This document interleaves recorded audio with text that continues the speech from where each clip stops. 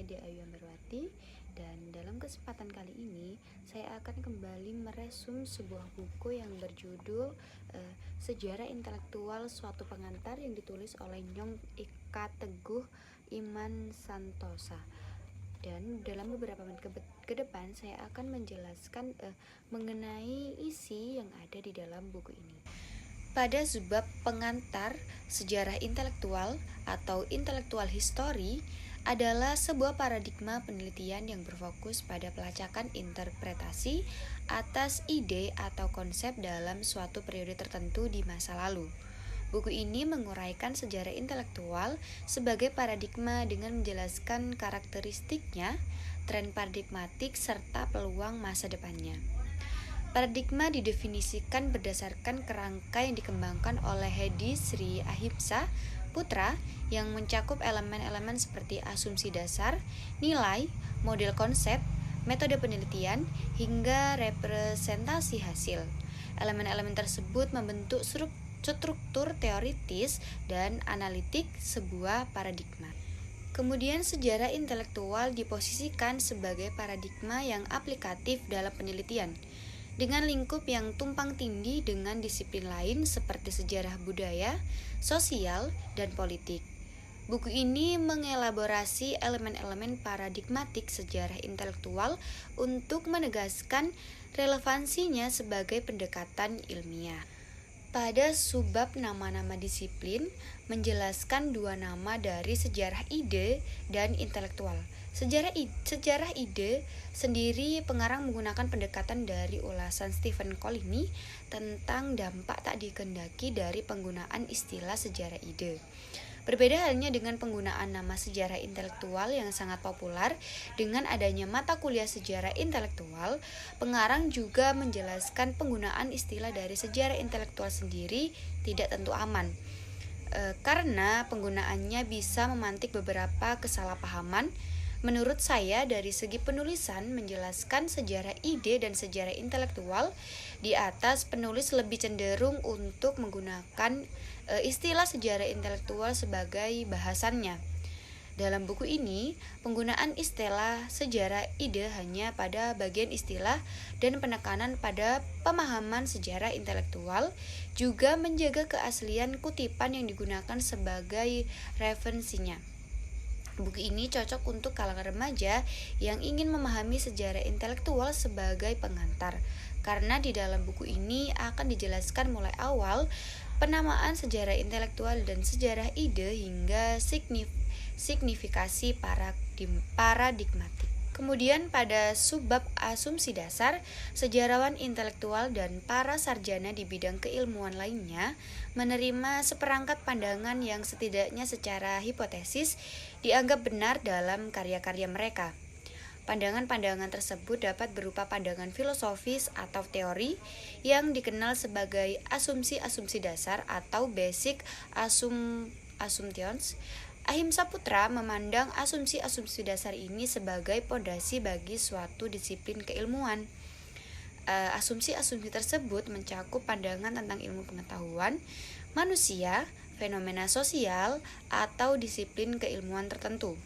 Dalam aktivitas membaca dan interpretasi terhadap masa lalu, sejarawan intelektual membawa asumsi-asumsi dasar ini baik secara sadar maupun tidak sadar.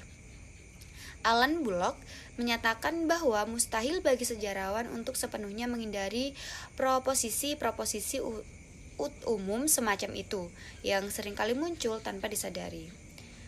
Kemudian menurut Bullock, seorang sejarawan tidak dapat memulai penjelasan tentang suatu peristiwa tanpa membawa prakonsepsi, asumsi, dan generalisasi pengalaman yang memengaruhi karyanya. Oleh karena itu, aturan pertama bagi seorang sejarawan adalah menjaga sikap kritis terhadap asumsi dan prakonsepsi yang dimilikinya, agar tidak mengabaikan bukti atau koneksi yang penting. Dalam konteks sejarah intelektual, asumsi dasar yang sering dipegang adalah bahwa disiplin ini merupakan bagian dari ilmu sejarah, bersifat interdisipliner dan sulit dibakukan. Sebagai bentuk keilmuan sejarah, sejarah intelektual bertujuan memahami pengalaman manusia di masa lalu. Colini menegaskan bahwa sejarah intelektual adalah bagian dari sejarah, sementara John W. Burrow menyebutnya sebagai a form of history. Jika A. Pocok menambahkannya sebagai spesies dari metahistory atau teori sejarah, yaitu sebuah penyelidikan tentang bagaimana ide-ide menemukan tempat dalam sejarah, yang seringkali menghasilkan filsafat sejarah atau sejarah filsafat. Meskipun terdapat kritik terhadap kecenderungan spekulatif dari pendekatan metahistory, Bullock menekankan bahwa sejarah tidak untuk membingkai hukum umum, melainkan untuk memahami apa yang terjadi berdasarkan bukti yang kompleks. Generalisasi, sejauh sifatnya eksperimental dan tidak dogmatis, dapat diterima dalam keilmuan sejarah. Dalam hal ini, sejarah intelektual tidak berbeda dengan pandangan tersebut. Sejarawan intelektual menggunakan teori sebagai hipotesis eksperimental untuk memahami bagaimana ide-ide berkembang dalam suatu periode sejarah. Sejarah intelektual juga dianggap bersifat interdisipliner, menghubungkan berbagai bidang seperti filsafat sejarah, sejarah ilmu pengetahuan, sejarah sastra, sejarah seni, dan lainnya. Tradisi hermeneutika dan filsafat bahasa juga memengaruhi perkembangan sejarah intelektual. Dengan pendekatan yang membuka diri terhadap kontribusi berbagai disiplin, sejarah intelektual memperkaya wawasan dan memperkuat landasan metodologisnya sehingga tetap relevan dalam studi tentang masa lalu. Kemudian pada subbab nilai-nilai, sejarawan intelektual tidak membatasi nilai-nilai yang dianut, melainkan menekankan kejujuran dan transparansi intelektual. Mereka menghargai perbedaan dan menyadari subjektivitas dalam karya mereka. Transparansi mengenai asumsi dan perspektif yang digunakan, sebagaimana disarankan oleh Dominique Lacapra, adalah etika penting dalam sejarah. Sejarawan berasal dari berbagai latar belakang dan ideologi, namun diikat oleh semangat memahami sejarah. Mereka sadar akan bias ideologis dan membiarkan pembaca menilai secara kritis.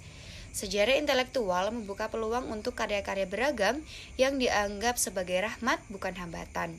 Kejujuran intelektual dan otentisitas menjadi landasan penting dalam dunia intelektual.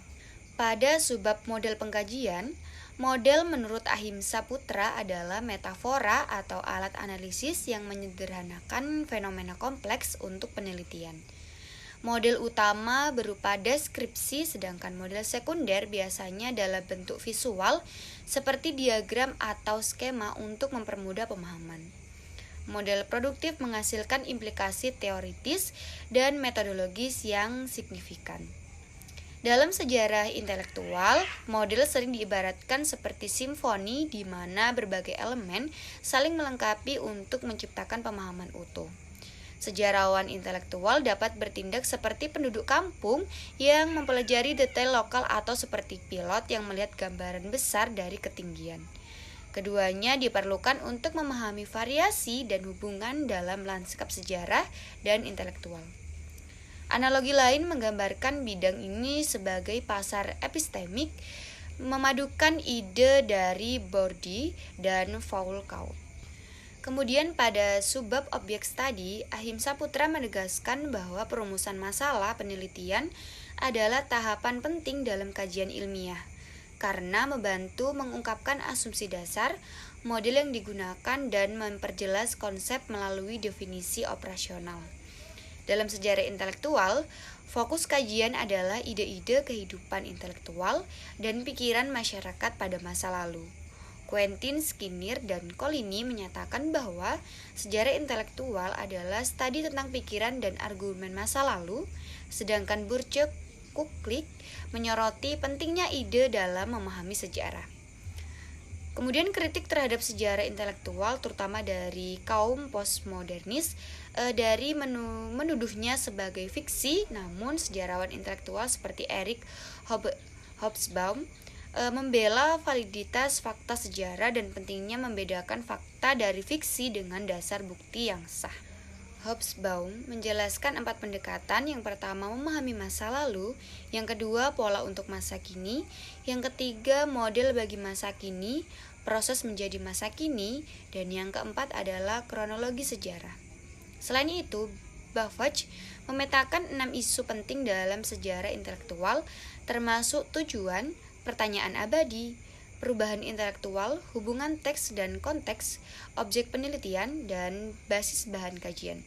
Kesimpulannya adalah, sejarah intelektual berupaya merekonstruksi masa lalu berdasarkan bukti bukan narasi atau imajinatif, dengan tetap mempertimbangkan kritik kontemporer. Kemudian pada subbab konsep-konsep, konsep adalah elemen fundamental dalam paradigma, dan berbagai paradigma dapat menggunakan konsep yang sama, tapi dengan definisi yang berbeda untuk menegaskan batas-batas khasnya.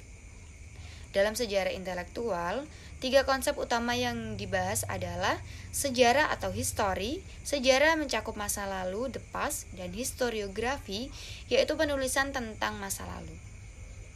Postmodernisme menentang konsep modernis seperti objektivitas dan netralitas dalam sejarah, menekankan interpretasi subjektif sebagai bagian tak terpisahkan dari historiografi.